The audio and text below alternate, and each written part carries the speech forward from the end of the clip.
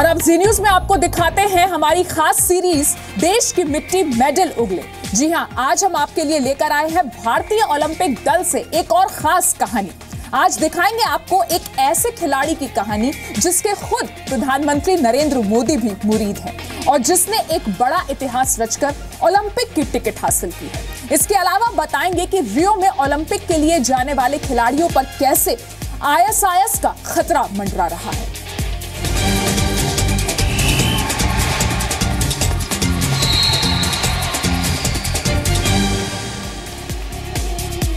तो सबसे पहले नजर डाल लेते हैं ओलंपिक की आज की टॉप 5 खबरों पर। ब्राजील के कोपाकबागाना बीच पर बनी खास ओलंपिक रिंग्स का उद्घाटन किया गया। इन रिंग्स को 35 किलो प्लास्टिक से बनाया गया है। रिंग्स का उद्घाटन स्कूली बच्चों ने किया।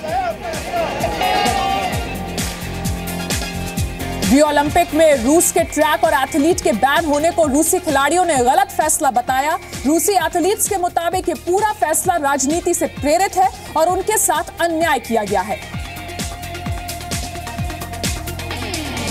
रियो में सुरक्षा व्यवस्था कितनी पुख्ता है, इसको जांचने के लिए शहर में कई जगह मॉक ड्रिल्स कराई गई हैं। ऐसी ही एक ड्रिल रियो के एक रेलवे स्टेशन पर भी की गई।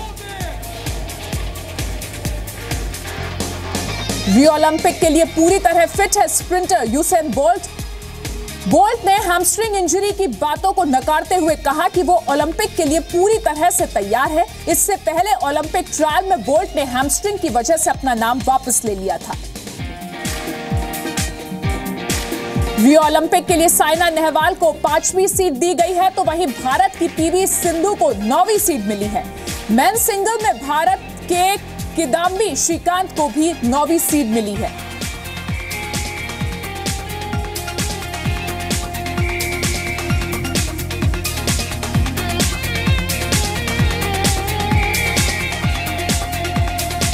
और अब बारी ओलंपिक के अर्जुन यानी वो खिलाड़ी जिन पर रियो में 125 करोड़ भारतीयों की उम्मीदें लगी हुई हैं।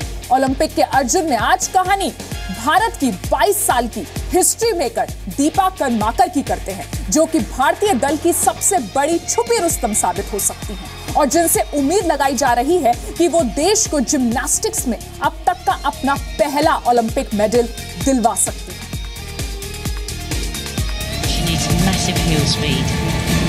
He's the feet up and over, 1, 2. Oh, she made it! Well, she made it! How about that? Do you know that? Wow! What a vault! Well done! भारतीय खेलों की वंडर गर्ल। रियो के लिए उसका सिलेक्शन हुआ और पहली बार एक बेटी जिम्नास्टिक में जा रही है। संकल्प के कारण पहुंच रही है।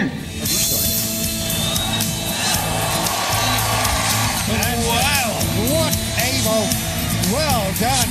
That's her moment. अब जिम्नास्टिक में भी मिलेगा भारत को मेडल। तो मुझे बहुत खुशी हुई कि हाँ हमारे जिम्नास्टिक्स वो सबसे ज़्यादा लोग पहचाना, साथ में मुझे तो थोड़ा पहचान है। छोटे से कद की हंसती मुस्कुराती 22 साल की दीपा कर्माकर भारतीय खेलों में किसी वंडर गर्ल से कम नहीं है। ओलंपिक के 52 सालों के इतिहास में दीपा कर्माकर पहली ऐसी भारतीय महिला हैं जो कि ओलंपिक में जिम्नास्टिक में भारत का प्रतिनिधित्व करेंगी। ओलंपिक जाने के लिए सिर्फ मुझे ही नहीं, एक स्पोर्ट्स पर्सन के लिए सबको बहुत बड़ा मायने रखता है, क्योंकि सबसे बड़ा पोडियम है स्पोर्ट्स की लाइफ में। कोशिश है कि मैं वहाँ पे मेरा अच्छा परफॉर्मेंस दे पाऊँ। ओलंपिक में क्वालिफाई कर इतिहास रचने वाली दीपा कर्माकर भारतीय ओलंपिक दल की मेडल की एक बड़ी उम्मीद है। वजह है उनका हालिया प्रदर्शन। दीपा को इंटरनेशनल जिम्नास्टिक फेडरेशन ने वर्ल्ड क्लास जिम्नास्ट की उपाधि से भी नवाजा है। रियो में उनकी दावेदारी कितनी बड़ी है, इसका अंदाजा इस बात से लगाया जा सकता है कि दीपा ने रियो ओलंपिक के टेस्ट इवेंट में वॉल्ट्स फाइनल में गोल्ड मेडल भी जीता था।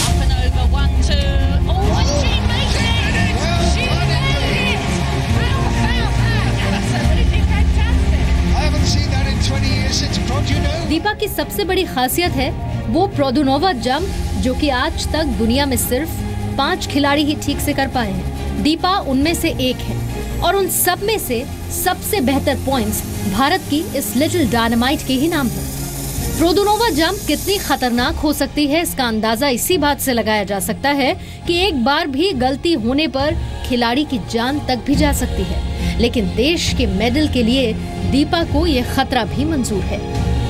कुछ पाने के लिए कुछ रिस्क लेना पड़ता है, वही मेरा टारगेट है कि हाँ मुझे भी प्रोदोनोवा सीखना है और कुछ करना है इसको देख।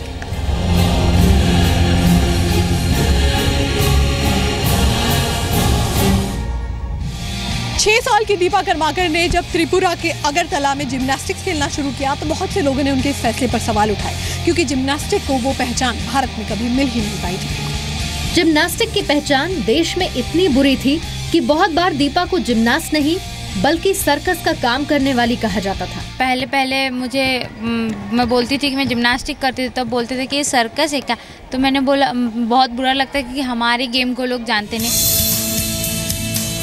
लेकिन तब भी दीपा ने जिम्नास्टिक में अपनी रुचि बरकरार रखी। 6 साल की दीपा जब अगरतला में अपने कोच विश्वेश्वर नंदी के पास पहुंची तो उनकी सबसे बड़ी कमजोरी थी उनके फ्लैट पैर, जो कि जिम्नास्टिक के लिए सबसे खराब माने जाते हैं। लेकिन दीपा की इसी कमजोरी पर उनके कोच ने काम किया और उनकी इस दिक्कत को भी दूर किया। तो जिम्नास्टिक के लिए फ्लैट फुटेड बहुत ही मतलब नेगेटिव होता है। बहुत छोटे से उम्र में उसका जब फ्लैट फुटेड देखा मैंने, तो मैंने एक कलकत्ता से एक स्पोर्ट्स साइंटिस्ट आया था, मैंने उनको देखा।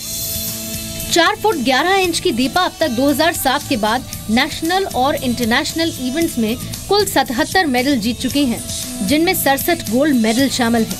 पहली सबसे बड़ी उपलब्धि उन्हें 2014 में हुए कॉमनवेल्थ गेम्स में मिली, जहां दीपा ने ब्रॉन्ज मेडल जीतकर इतिहास रचा। 2014 में हुए एशियन गेम्स में वो चौथे नंबर पर रही, तो वहीं 2015 में वर्ल्ड चैंपियनशिप में फाइनल तक पहुंचने वाली भी पहली खिलाड़ी बनी थी दीपा। देखिए, दीपा में एक गुस्सा है, एक जुनून है। दीपा चाहती है कि हमेशा इंडिया में 1 नंबर रहने के लिए, हर एपर्टस में फर्स्ट रहने के लिए वो चाहती है, और अगर एक्सरसाइज नहीं होता है तो वो उसको बहुत गुस्सा आता है।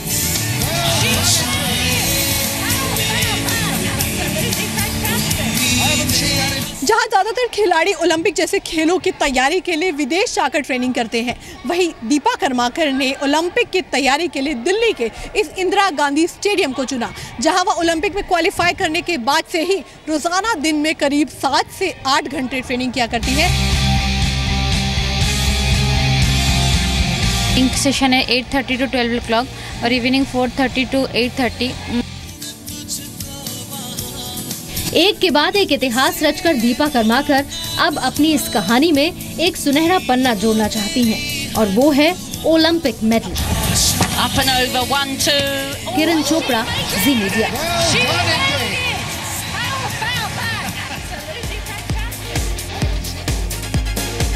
और ओलंपिक से पहले रियो में सुरक्षा एजेंसियों को एक बड़ी कामयाबी हाथ लगी है।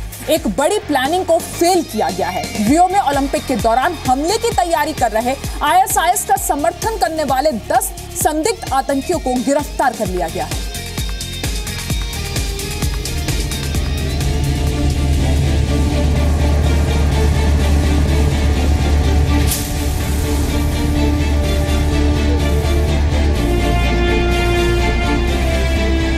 रियो पर आतंकी साया।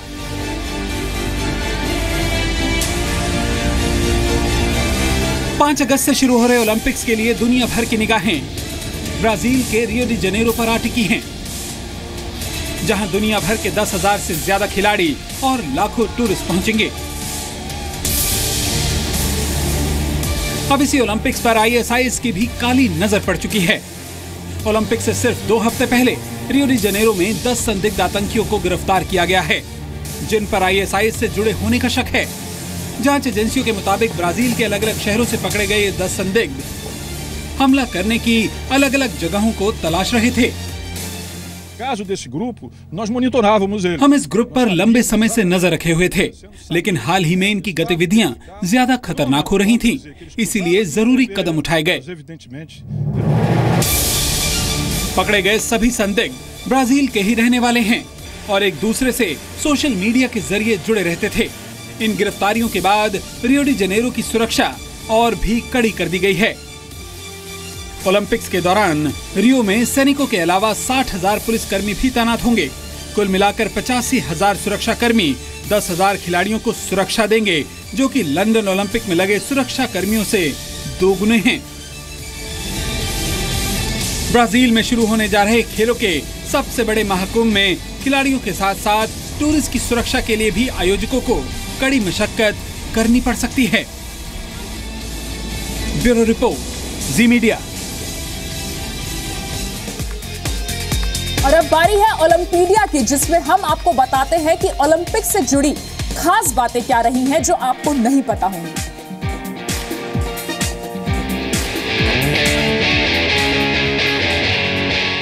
ओलंपिक गेम्स की ओपनिंग सेरेमनी में जलाई जाने वाली मशाल भी एक खास संदेश देती है। हर बार ओलंपिक खेलों के लिए नई मशाल बनाई जाती है और इसे ओलंपिक खेलों का प्रतीक माना जाता है। ओलंपिक मशाल का इतिहास प्राचीन ओलंपिक के आयोजन से जुड़ा है। जब ओलंपिया ग्रीस में खेलों के समापन के लिए अग्नि देवता की प्रार्थना की गई थी और एक मशाल जलाई गई थी। ये परंपरा तब से चली आ रही है। आज भी ग्रीस में सूर्य की किरणों को लेंस से गुजारकर आग जलाई जाती है और उसके बाद मशाल को रोशन किया जाता है।